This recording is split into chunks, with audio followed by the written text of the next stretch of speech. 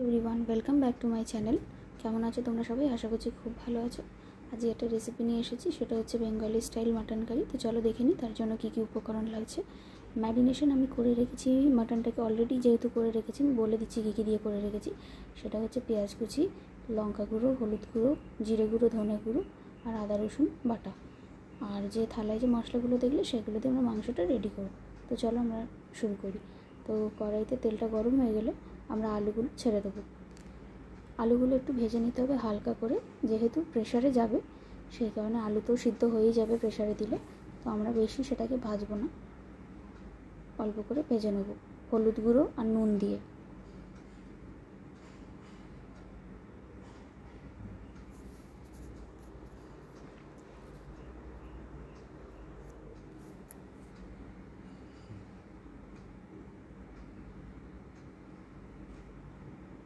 আলুটা ভাজা হয়ে গেলে আমরা সেটা তুলে নেব।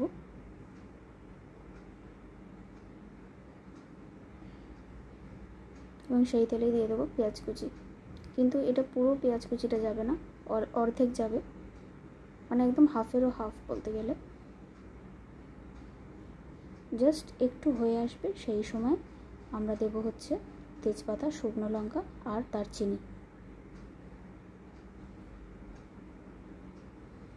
শুকনো লঙ্কাটা কাটা আছে মধ্যিখানতে।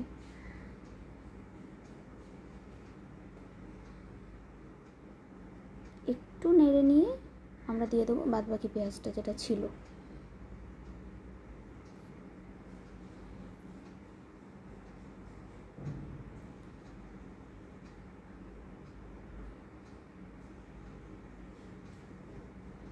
পেঁয়াজটা ভাজার সময় একটু নুন আর একটু চিনি দিয়ে দেবেন। নুন দিলে পেঁয়াজটা তাড়াতাড়ি হয়ে যাবে, আর চিনি দিলে কালারটা ভালো আসে।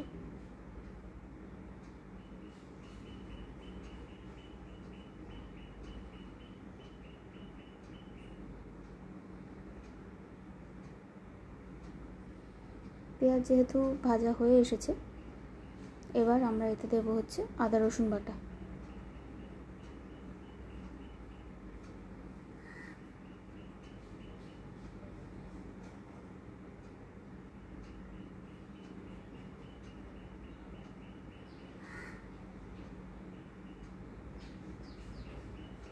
এরপর আদা রসুন বাটার পর আমরা দেবো হচ্ছে মশলা জল।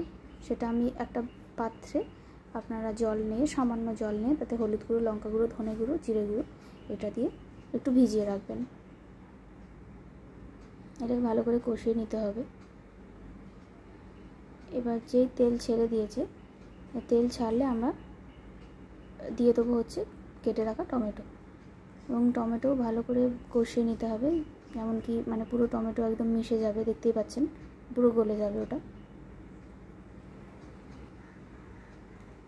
এরপর দিয়ে দিচ্ছি ম্যারিনেট করা মাটনটা। এই মাটনটা আমার বড় জেঠিমা বানিয়ে খাওয়ায় যখনই আমরা দেশের বাড়ি যাই। এই মাটন খাবো বলেই আবদার করি। যদি আমার বড় জেঠিমাটা কাঠের জালে রান্না করে, তো টেস্ট অসাধারণ হয়। সেটাই আমি একবার রেসিপিটা করছি আর কি বাড়িতে। তো মাটনটা দিয়ে ভালো করে কষিয়ে নিতে হবে জিনিসটা।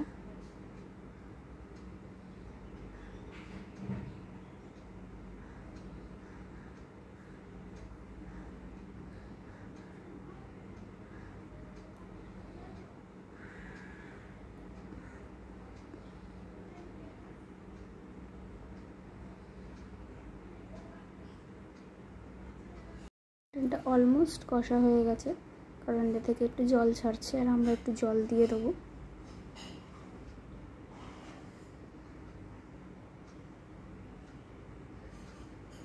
খুবই সামান্য জল দিয়েছি, কারণ প্রেশারে একটু জল দিয়েই মাটনটাকে করব।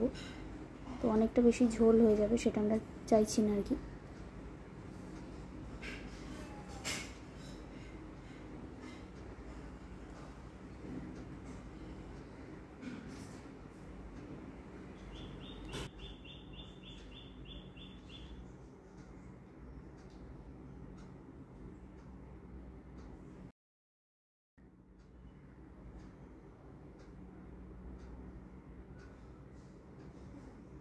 তো এবার হয়ে গেলে আমরা আলু ভাজাগুলো দিয়ে দিয়েছিলাম, দিয়ে এবার সব কিছু জল দিয়ে মাংসটা দিয়ে প্রেশারটা বসিয়ে দিয়েছি। এবার এখানে আমরা 10 মিনিট সিমে রেখে দিয়েছিলাম, দিয়ে তারপর 5 থেকে 6টা সিটি দিয়ে আমরা নামিয়ে নেবো মাটনটা।